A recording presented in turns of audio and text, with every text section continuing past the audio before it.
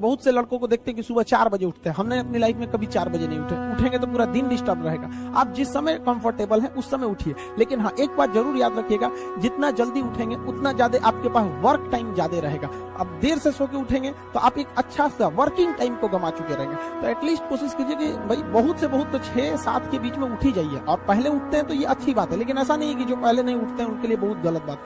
आप जितना पढ़ सकते हैं अपनी कैपेसिटी के हिसाब से ही पढ़िए। आपकी बॉडी 8 घंटा नहीं सस्टेन कर पा रही है, आप 4 घंटा ही पढ़िए, बट धीरे धीरे उसको इंक्रीज कीजिए। हर चीज के लिए होता है, आप अपनी बॉडी के हिसाब से किसी काम को करिए। आप किसी भी काम को अगर लगातार 21 दिन करते हैं तो धीरे धीरे वो आपकी आदत बन जाती है, और अगर किसी काम को लगातार 90 दिन कर देते हैं तो फिर वो आपकी दिनचर्या बन जाती है। अब आप डिसाइड कीजिए कि आप अच्छे काम को करना चाहते हैं या गलत काम को। जहां आपको कंफर्ट मिलता है वो रास्ता कभी भी कोई मंजिल को नहीं ले जाती, क्योंकि मंजिल वाला रास्ता काफी चुनौतीपूर्ण भरा होता है, उसमें कंफर्ट कभी नहीं मिलता है। संघर्ष से व्यक्ति को कभी नहीं भागना चाहिए, क्योंकि जीवन में जो कभी संघर्ष से परिचित नहीं हुआ, इतिहास गवाह है, वो कभी चर्चित नहीं हुआ। और जिंदगी हो या व्हाट्सएप, लोग हमेशा स्टेटस ही देखते हैं। जीवन में संघर्ष का आना बहुत जरूरी है, क्योंकि फूलों की हिफाजत कांटे ही करते हैं, माली तो बहुत बाद में आता है। और रिकॉर्ड वो तोड़ते हैं जिनके रगों में खून नहीं बल्कि लक्ष्य पाने के लिए जुनून दौड़ता हो। याद रखिएगा, जिस समय आपका किस्मत साथ न दे, समझ जाइएगा कि आपकी मेहनत आपका साथ देगी। किस्मत एक लिफ्ट की तरह होती है, कभी भी धोखा दे सकती है, लेकिन जो मेहनत होती है वो सीढ़ियों की तरह होती है। चढ़ने में तो थकान देगी, लेकिन कभी आपका साथ नहीं छोड़ेगी, आपको अपने मंजिल तक पहुंचाएगी। और बुलंदी पे चढ़ने के बाद आपको घमंड नहीं बल्कि एक सुकून मिलेगा कि मेहनत जरूर किए, लेकिन अपनी मंजिल तक जरूर पहुंचे। स्टूडेंट लाइफ की सबसे बड़ी खराबी किसी चीज को कल पे टाल देना। आज टीचर्स ने पढ़ाया, कल रिवाइज करेंगे, आज लिखे कल इसको सॉल्व करेंगे।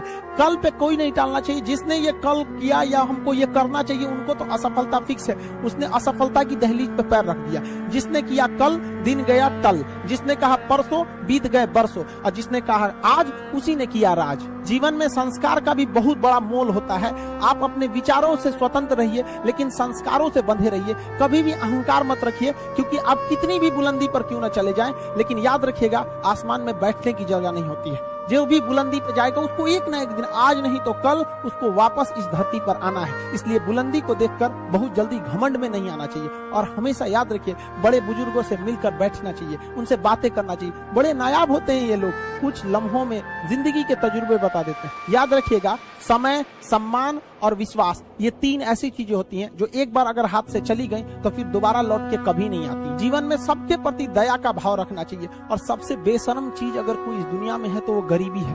कमबख्त उम्र का भी ख्याल नहीं रखती है। और किसी के वक्त का मजाक मत उड़ाइएगा। जनाब, ये वक्त है, सबके चेहरे याद रखता है।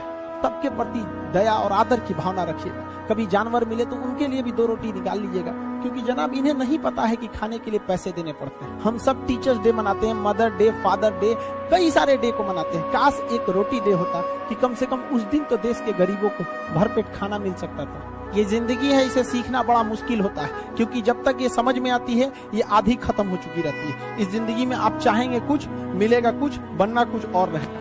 बहुत ही ज्यादा अनसर्टेनिटी होती है इस जिंदगी में। हर कदम पर हमें कुछ ठोकरें लगती हैं और हमें कुछ ना कुछ सीखने को मिलता है। अगर बात करेंगे इस साल की, तो टीचर ऑफ द ईयर, इस बार टीचर ऑफ द ईयर कहेंगे तो कोविड-19 को कहेंगे, क्योंकि इसने बहुत अच्छों को सिखा दिया कि वो क्या थे।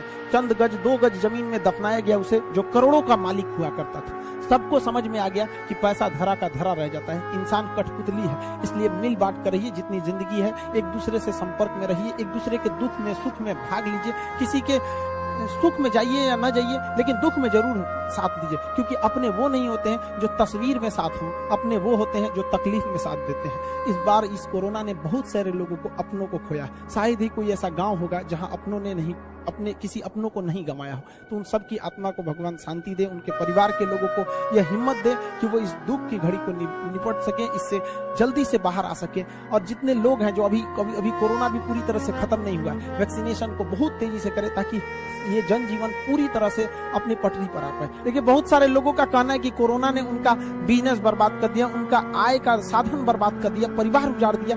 हम इस बात को मानते हैं, लेकिन याद रखिएगा, जिसके पास पाने के लिए कुछ नहीं होता है उसे हराना असंभव होता है। अब याद रखिए, अब आपको जिन्होंने बहुत ज्यादा संघर्ष देखा, उन्हें हराना मुश्किल होता है, क्योंकि झूला अगर बहुत पीछे जाता है तो याद रखिएगा बहुत आगे का भी सफर करता है। इसलिए जिंदगी से, संघर्ष से सीखना जाना चाहिए, भागना नहीं चाहिए। आप सब देश के किसी भी कोने में रहे, हमेशा एक दूसरे का साथ दें, अपने गुरु का हाथ पकड़